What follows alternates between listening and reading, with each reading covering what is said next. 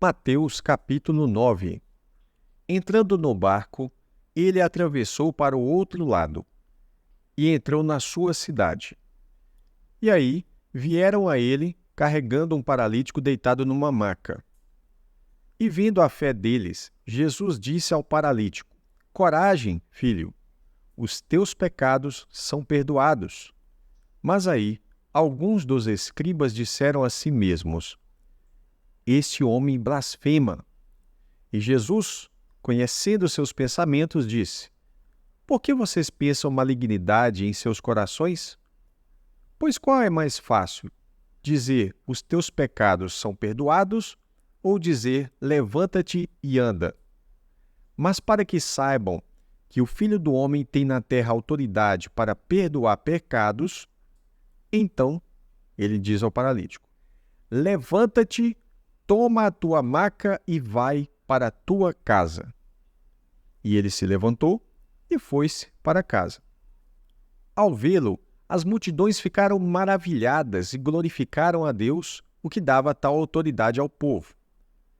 E prosseguindo dali, Jesus viu um homem chamado Mateus, sentado na coletaria, e disse-lhe: Siga-me. E ele, levantando-se, o seguiu.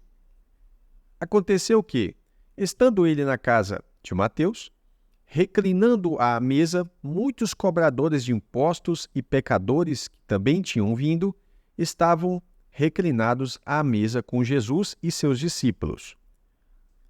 Ao ver isso, os fariseus disseram a seus discípulos: Por que come e bebe vosso mestre com os cobradores de impostos e pecadores? Mas Jesus ouviu e disse-lhes: Os que são fortes não precisam de médico, mas sim os doentes. Vão e aprendem o que significa isto: desejo misericórdia e não sacrifício. Pois eu não vim chamar justos, mas pecadores a arrependimento. Então, os discípulos de João vieram a ele dizendo: Por que será que os teus discípulos não jejuam, ao passo que nós e os fariseus jejuamos por muitas coisas? Aí Jesus lhes disse: Acaso podem os amigos do noivo ficar de luto enquanto o noivo está com eles? Dias virão, porém, quando o noivo lhes será tirado, e então jejuarão. E mais, ninguém põe remendo de pano novo em roupa velha, porque tal remendo se retrai da roupa, tornando pior o rasgo. Nem se põe vinho novo em odre velho, senão o odre rebenta e o vinho se derrama, e os odres ficam estragados. Antes, põe-se vinho novo em odres novos, e ambos se conservam. Enquanto ele dizia estas coisas a eles, eis que certo governante veio e o adorou, dizendo: Minha filha acaba de morrer, mas venha e põe a tua mão nela, e ela viverá. E levantando-se, Jesus o seguiu, e também seus discípulos.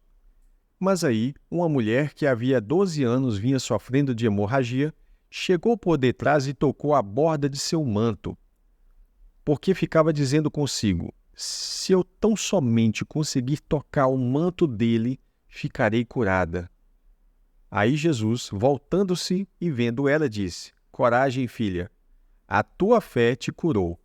E a mulher ficou curada a partir daquela hora. Quando Jesus adentrou a casa do governante e viu os flautistas e a multidão em alvoroço, ele lhes disse: Saiam, pois a menina não está morta, mas dorme. Com isso, começaram a rir dele. Mas, quando a multidão havia sido posta para fora, ele entrou e tomou a menina pela mão, e ela se levantou. E a notícia deste acontecimento se espalhou por toda aquela região. Prosseguindo Jesus dali, 2 cegos o seguiram, clamando e dizendo: Tenha misericórdia de nós, filho de Davi. Chegando ele em casa, os cegos aproximaram-se dele, e ele lhes disse: Vocês creem que eu possa fazer isto? Eles lhe dizem: Sim, Senhor. Então ele tocou os olhos deles, dizendo: Seja-lhes feito segundo a vossa fé. E seus olhos foram abertos. Aí Jesus os advertiu severamente, dizendo: cuidem para que ninguém tome conhecimento. Eles, porém, saíram e espalharam a fama dele por toda aquela terra. Enquanto eles se retiravam, pronto, trouxeram a ele um homem mudo, demonizado. E uma vez expulso o demônio, o mudo falou. E as multidões ficaram maravilhadas, dizendo: nunca se viu coisa parecida em Israel. Mas os fariseus disseram: é pelo chefe dos demônios que ele expulsa demônios. Então Jesus percorreu todas as cidades e povoados, ensinando nas sinagogas e pregando o evangelho do reino, e curando cada doença e cada enfermidade entre o povo. Ao ver as multidões, ele foi movido de compaixão por elas, porque eram fustigadas e exaustas como ovelhas sem um pastor. Mas ele diz a seus discípulos: a seara é deveras grande, mas os trabalhadores são poucos. Portanto, roguem ao Senhor da seara que envie trabalhadores para a sua seara.